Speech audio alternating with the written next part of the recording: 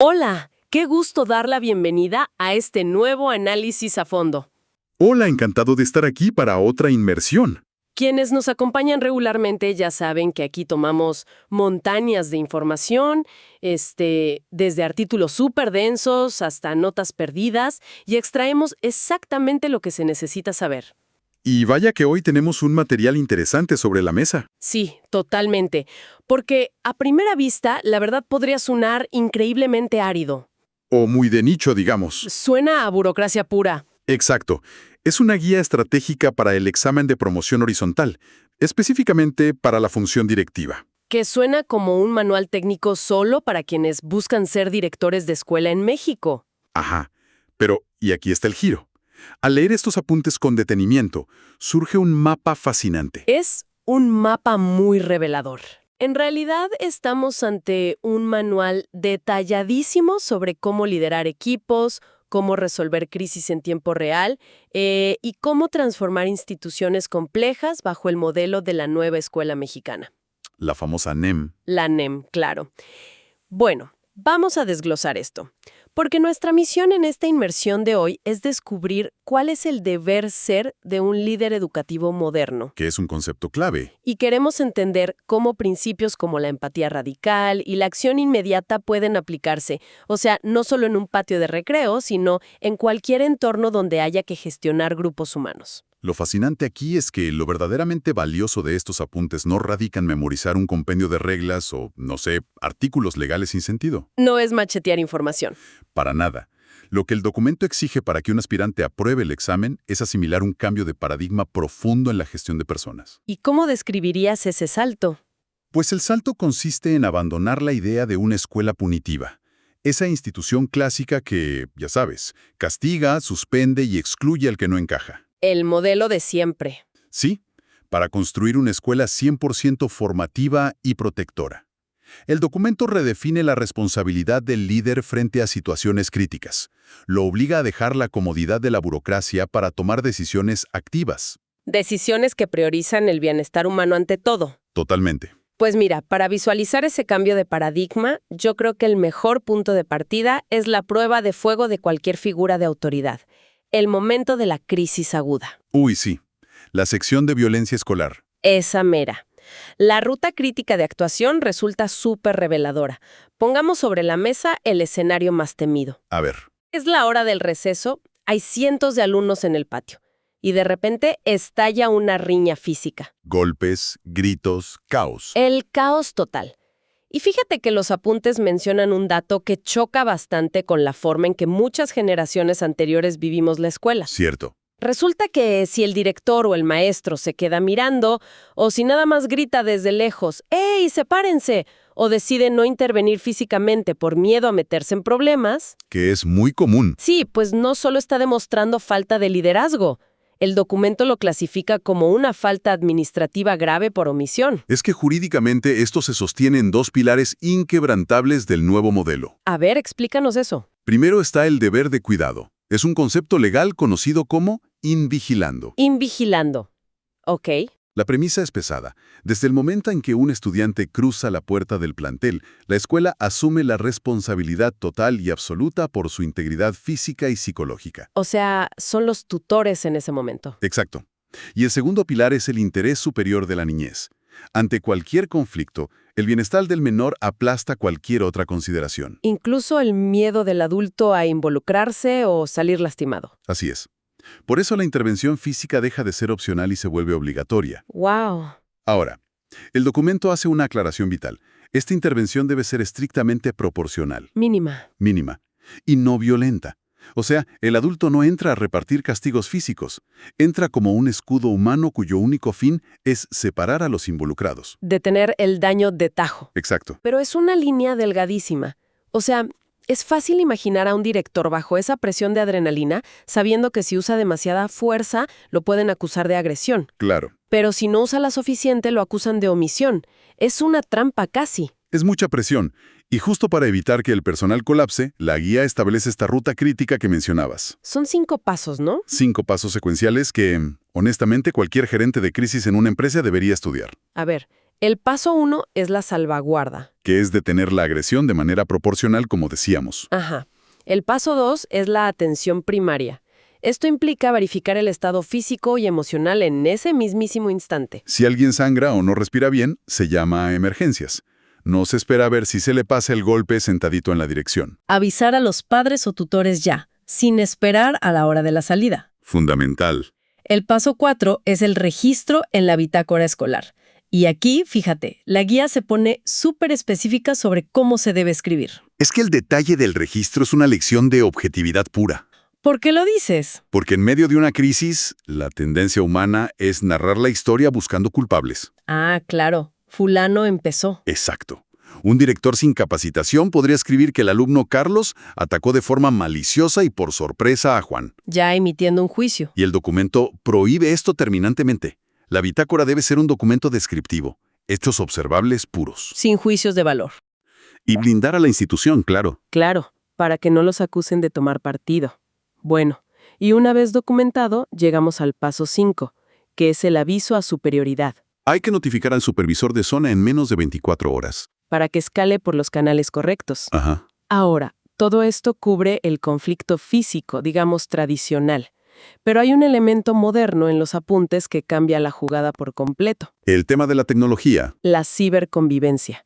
Hoy sabemos que si hay una pelea en el patio, pues hay al menos 10 celulares grabando desde distintos ángulos. Mínimo. Y la reacción instintiva de muchas escuelas y de los padres indignados sería exigir la expulsión fulminante de los alumnos que graban y difunden el video. Es la reacción clásica, ¿sí? Sin embargo, la guía señala que la respuesta ante esto jamás debe ser la expulsión, sino la activación de protocolos de formación en ética digital. Que suena muy distinto a un castigo. Sí, y aquí quiero poner un poco de perspectiva para quienes nos escuchan. Ese video ya está circulando en redes sociales, Ya se hizo viral. probablemente arruinando la reputación de los involucrados. ¿No resulta un taller de ética digital una respuesta, no sé, demasiado pasiva para un daño tan público? Es que esa es la reacción natural ante el pánico de las redes sociales. Pero si conectamos esta directriz con el panorama constitucional, la lógica es innegable. A ver, La nueva escuela mexicana prohíbe la expulsión, porque choca de frente contra el artículo 3º constitucional. el derecho a la educación. Exacto, es un derecho irrenunciable. Expulsar a un adolescente que grabó una pelea significa privarlo de un derecho humano fundamental. Básicamente lo estás dejando en la calle. El sistema parte de la premisa de que si un alumno difunde material violento, no es un criminal que deba ser exiliado. Es un menor que presenta un déficit formativo grave. No entiende de privacidad ni de ética digital. Y sacarlo de la escuela solo agrava el problema social a largo plazo. Al mantenerlo adentro y obligarlo a pasar por una reeducación sobre el impacto de sus acciones, la escuela asume su verdadero rol formativo. Ya entiendo. O sea que la escuela decide reparar el tejido social en lugar de simplemente cortar el hilo defectuoso y fingir que el problema desapareció. Es una metáfora excelente. Pero bueno, para sostener ese nivel de madurez institucional, se requieren cimientos muy fuertes. Muy sólidos. Y aquí es donde se pone realmente interesante la estructura teórica del documento. Los apuntes resumen esta filosofía utilizando un modelo llamado las 4A. Las famosas 4A. Imagina que la escuela es una casa que el director debe construir y administrar.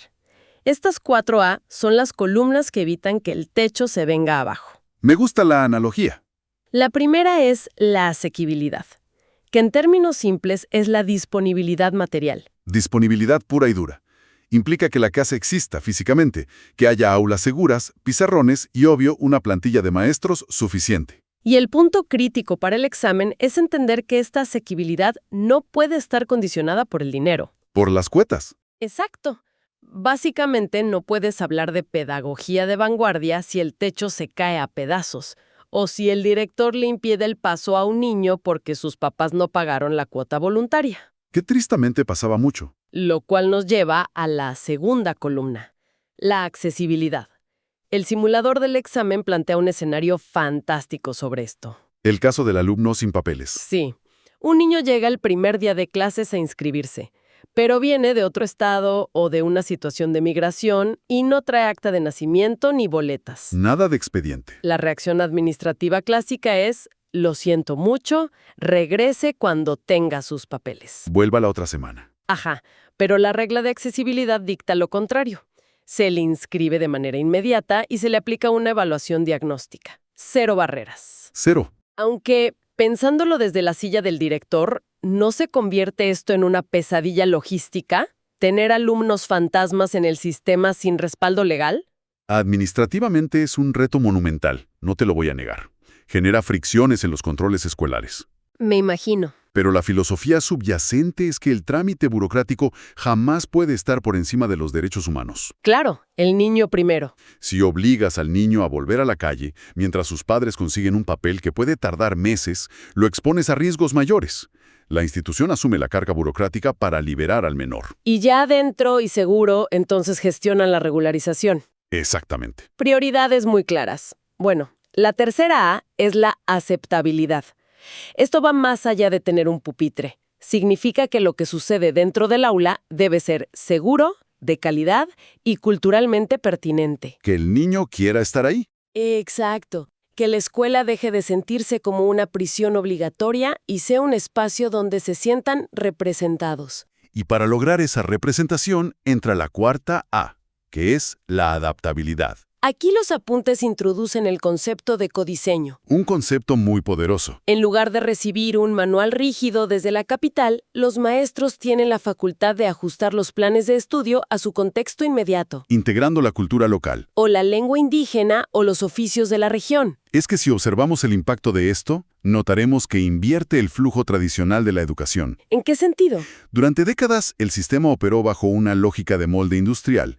La escuela era una caja con una forma específica y el estudiante tenía que mutilar sus particularidades para caber. Si eras un triángulo y la caja era un círculo, pues te limaban las esquinas. Tal cual.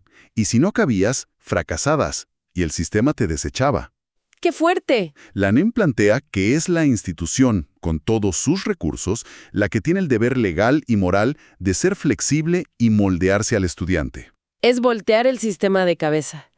Pero, a ver, decir que la escuela se adapta al niño suena súper poético en un documento. En el papel todo aguanta. Sí, la verdadera complicación es llevarlo a la práctica. ¿Cómo logra un director mover la maquinaria de decenas de maestros hacia esta flexibilidad sin convertirse en un dictador? Ahí es donde entra la herramienta principal de gestión, el PEMC. El Programa Escolar de Mejora Continua. Exacto. Y lo primero que advierte la guía para el examen es que si una opción sugiere que el director se encierra solo en su oficina a redactar las metas, esa opción es incorrecta. Tachada automáticamente. El PEMC es el instrumento rector, pero su naturaleza es obligatoriamente colaborativa. Nace en el Consejo Técnico Escolar. Con todos los maestros. Sí, y todo comienza con un diagnóstico exhaustivo.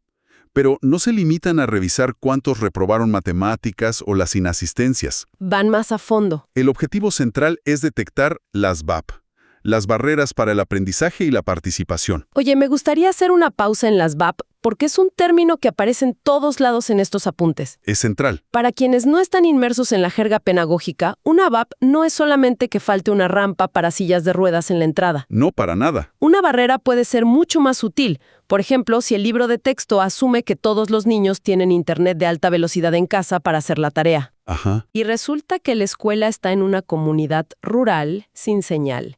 El diseño mismo de esa tarea es una barrera gigantesca. Es un ejemplo perfecto. El PEMSC obliga al colectivo a detectar ese punto ciego. El director coordina, asegurándose de que las soluciones sean metas SMART, o sea, medibles, alcanzables. Pero es el equipo docente quien construye la estrategia. Exactamente. Y para que ese equipo logre derribar las barreras, la guía exige actualizar el disco duro respecto a ciertas definiciones. ¿Redefinir conceptos? Sí.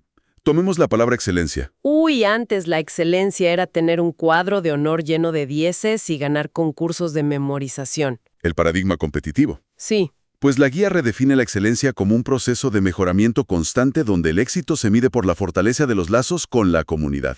Pasa del rendimiento individual al crecimiento colectivo. Exacto. Y pasa lo mismo con la inclusión. Antes se pensaba que ser inclusivo era permitir la entrada de un alumno con discapacidad motriz. ¿Sentarlo en el aula regular? Sí, y esperar que el niño, de forma milagrosa, siguiera el ritmo de una clase que nunca fue diseñada para él. Eso la guía lo clasifica apenas como integración, no inclusión. La verdadera inclusión requiere que el entorno entero, metodologías, tiempos, materiales, se transformen desde la raíz para que todos participen en igualdad, No se trata de invitar a alguien a una mesa que ya está servida. sino de construir una mesa nueva entre todos. Esa es la frase.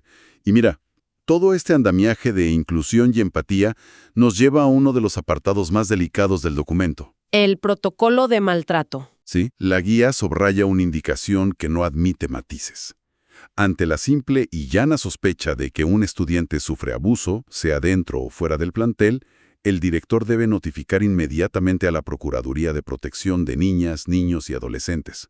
Fíjate que esa instrucción de actuar ante la simple sospecha debe generar muchísimo vértigo. Demasiado. Es fácil imaginar a un director dudando, pensando, ¿qué pasa si el niño está exagerando? O si los papás me demandan por difamación. O por entrometerme en asuntos familiares. Pero esa parálisis por análisis podría costar vidas. Ese miedo es real y causa muchas omisiones trágicas. Para cortar esa parálisis, la guía le entrega a los directivos una máxima operativa que les quita el peso de los hombros. ¿Cuál es? La escuela no investiga, la escuela protege y canaliza. ¡Guau! La escuela no investiga. El trabajo del director o del docente no es jugar a ser detectives. No interrogan a los familiares, no buscan inconsistencias en el relato del menor, ni buscan pruebas. Su deber legal termina cuando levantan la mano institucional. Protegen al menor en el espacio escolar y entregan el reporte a las autoridades competentes, que sí tienen la facultad para investigar. Es un salvavidas mental impresionante para cualquier líder frente a un escenario tan oscuro. Totalmente. Ahora, habiendo navegado por estas profundidades filosóficas, las crisis, los protocolos, es momento de bajar todo esto al terreno táctico. A lo práctico. ¿Qué significa toda esta teoría para la persona que está sentada frente al monitor, sudando frío, a punto de contestar 120 preguntas? Hackear el examen. Exacto. La guía dedica una parte importante a enseñar cómo descartar opciones fundamentadas en el deber ser. Es que los exámenes estandarizados suelen presentar opciones que suenan lógicas en la práctica cotidiana, pero que son diametralmente opuestas a la normatividad actual. Tienen trampas. Muchas. La habilidad crucial es filtrar las respuestas usando las categorías inaceptables.